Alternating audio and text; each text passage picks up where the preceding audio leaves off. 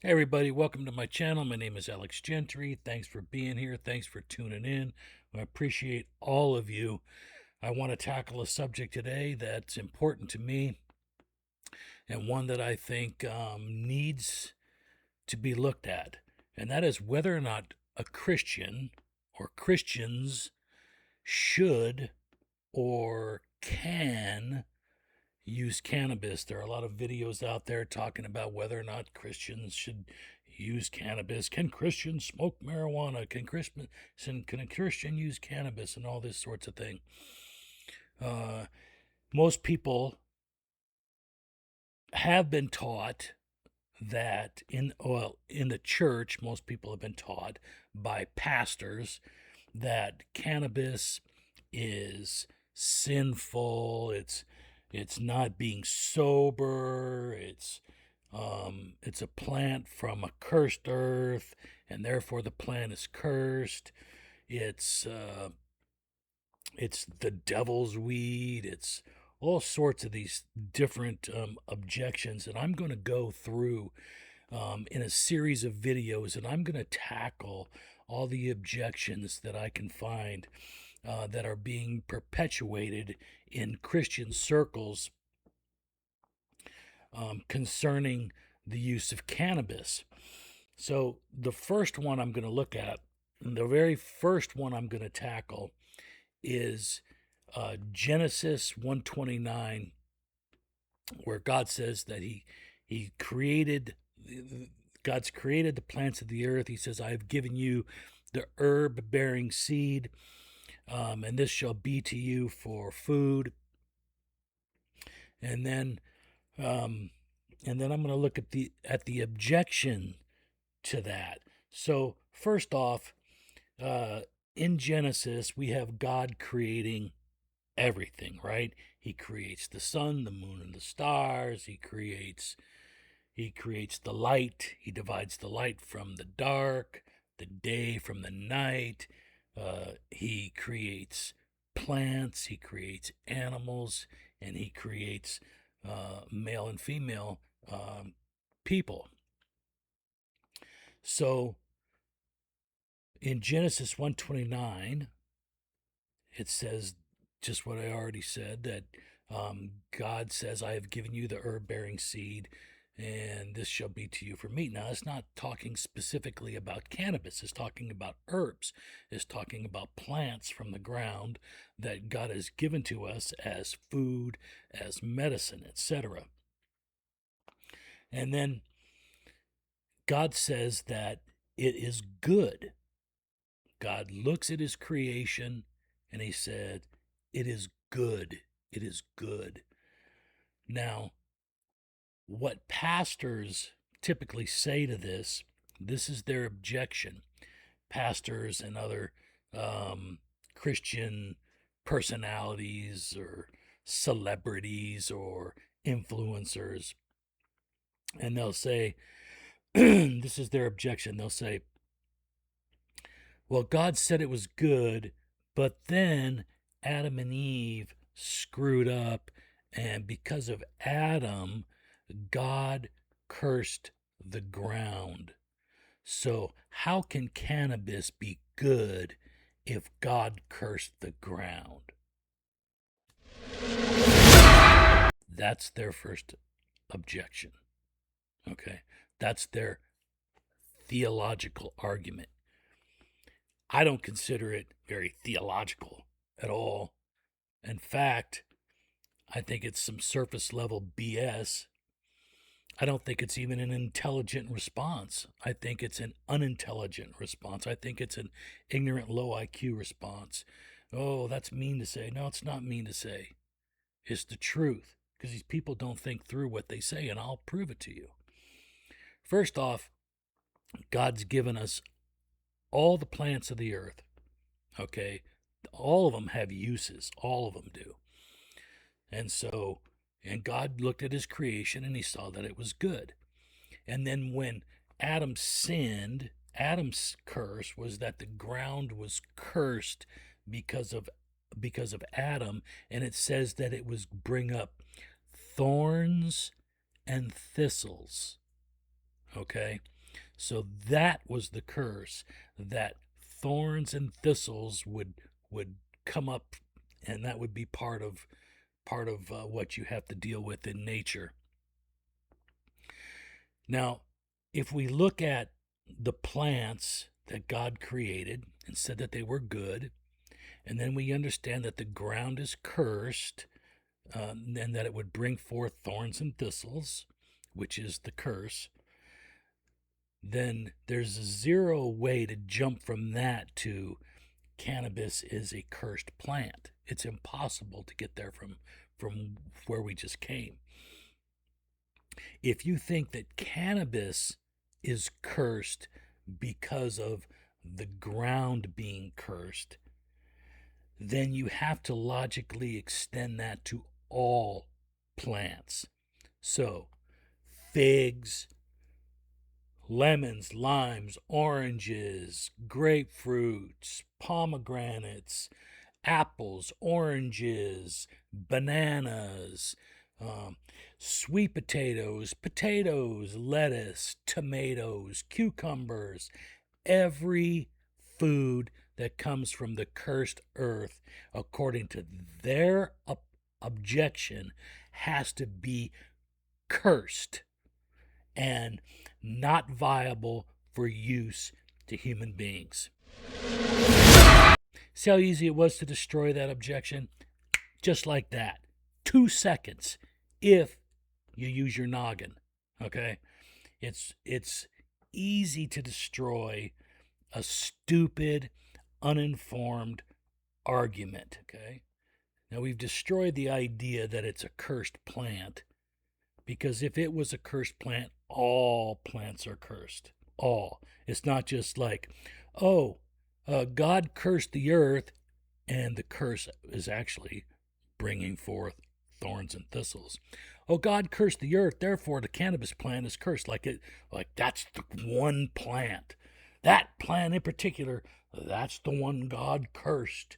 And you could hear these pastors and these so-called Christian influencers and personalities talking about the cursed earth. Well, the cursed earth doesn't mean that the plants were cursed. It means that it was going to bring up thorns and thistles. And it has. And reach your hand into some bushes and you get some thorns in your hand, or go out and walk around, especially here in Arizona. You step on one of those little suckers that got thorns and they go into your foot. They'll go right through the bottom of your shoe into your foot. That's the curse.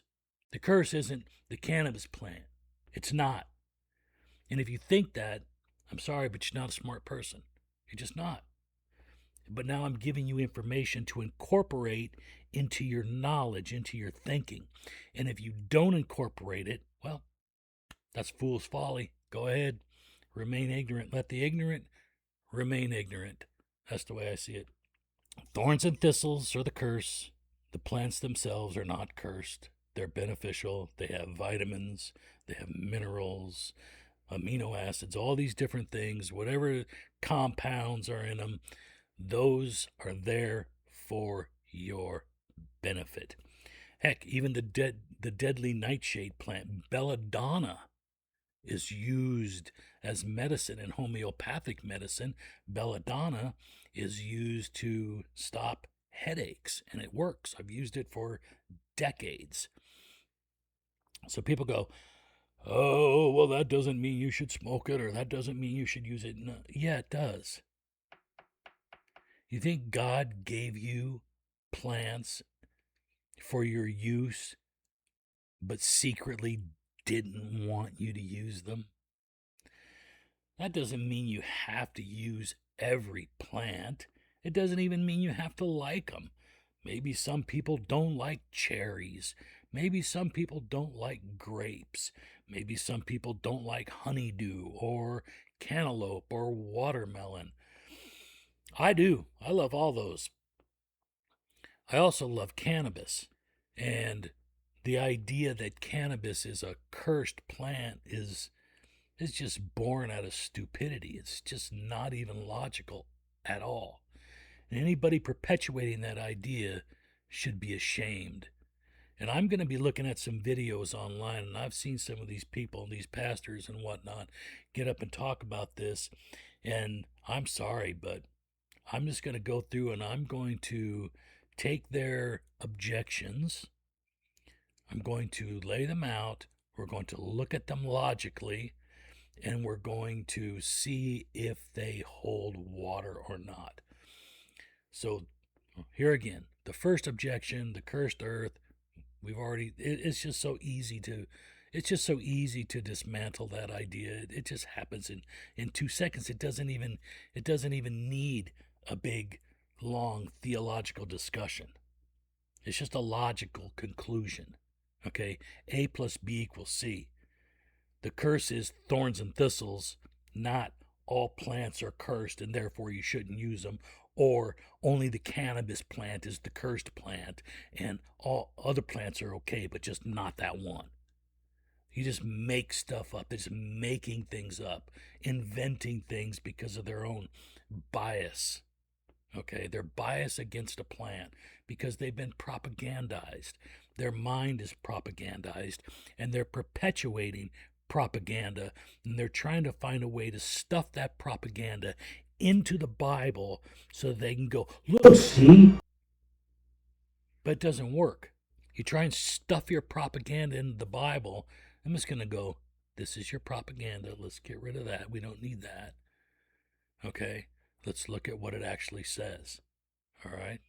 So, cannabis is not a cursed plant. In fact, it's very beneficial and has a lot of medical uses. In fact, the cannabis plant has compounds in it that are called cannabinoids. And cannabinoids don't only occur in cannabis, they occur in lots of different plants. Inside of us, we have what's called an endocannabinoid system. Okay? And the endocannabinoid system has what are called receptors. They're cannabinoid receptors. And so when cannabinoids go into your body, the cannabinoids go to the receptors and they attach to the ends of the receptors. The benefits of those cannabinoids, that's how they're distributed through the body. So a THC cannabinoid will land on the cannabinoid receptor, and that's how you get the effects of the cannabis. Now, cannabis is a fantastic herb. It's one of the most efficacious herbs on the planet, and I've picked out a few herbs that I think are particularly effective for medicine. Now, when you look at the ancient world, what do you think those people used for medicine? Rocks and dirt? No, they used things like the opium poppy. Okay, they used poppies. They used cannabis. They used different herbs like valerian, for example. Valerian is a root. How do you think we know about all these things? Because the ancients used them. They figured this stuff out thousands of years ago. This is not brand new. Look at ginseng. These are efficacious, um, quality herbs that give good results. So you can use ginseng, valerian. Valerian, I used to have a pain in my leg.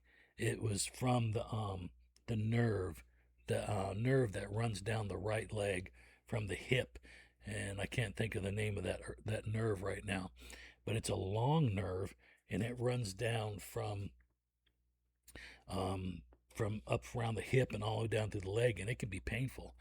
And I went to a doctor, and the doctor gave me medicine for arthritis. He goes, "Oh, you've got arthritis." I said, "Arthritis?" I was like 25 at the time. Arthritis. And I left that doctor's office, and he gave me some samples of some arthritis drug, and he gave me a prescription for an arthritis drug. And I was driving home, and I looked at those things, and I said, "This is trash." And I threw that stuff down. I said, "I'm not using this." I crumpled up that prescription, threw it down. I went home. I jumped on my computer, and I searched, and I searched human anatomy, and I discovered that nerve was there. and I go, oh, it's that nerve. That nerve is something is irritating that nerve. It's hot. And so I looked up in my herbal uh, guidebook, and I discovered that valerian is used to calm nerves. So I go, okay, so I bought some valerian, and I took three times a day. And in about 2 weeks, the pain was gone. It was just gone. The valerian knocked it out, and I haven't had it since. Okay, and that's been a long time. Now, I use ginseng daily. Ginseng doesn't give you energy. Ginseng just gives your body something to draw on if you need it. It's very effective, and it's a root. Okay, and how did they discover that root? They discovered it thousands of years ago. Thousands of years ago. These things have been known. China, especially, great when it comes to herbology. And cannabis has been used as well traditionally throughout all history, throughout human history. Okay, it wasn't until the United States in the 20th century that cannabis became criminal. And so that was the earth is cursed, and the result is thorns and thistles, not cannabis is an evil plant. That's fallacy. It's not even logical in any sense of the term. Okay? So let's just get that straight. If you want to be smart about things, you have to be smart about things. Okay? You can make fuel from it, oil. You can run engines on it. You can make clothing from it. You can use it to make furniture. You can make textiles, all sorts of things. So lots to wade through. The propaganda is steep, and it stinks because it's a big pile of crap. But we'll do it. We'll get through it. We'll analyze it, and we'll put the objections on display for what they are, and we will move ahead, and hopefully you learn something. Hopefully I can learn some things, and we can grow together and stop allowing propaganda to come from the mouths of preachers, to come from the pulpit of the church where it doesn't belong. So, and I don't mind. I don't mind putting them in their place because it has to be done. It has to be done. And there's been too many lies, too much propaganda perpetuated by the church and by the government concerning cannabis. So we're going to get the truth out there from a theological perspective. I'm going to go through the Bible, going to look at it, and whether or not a Christian should or shouldn't use it, I'll talk about that in another video because that's a topic all on its own. So thanks for watching. I appreciate you for tuning in, and all new information. Check it out. Incorporate new information into your thinking. Grow as a person. Grow in grace and knowledge. Okay? So, have a great day. We'll be back. See you soon. Peace.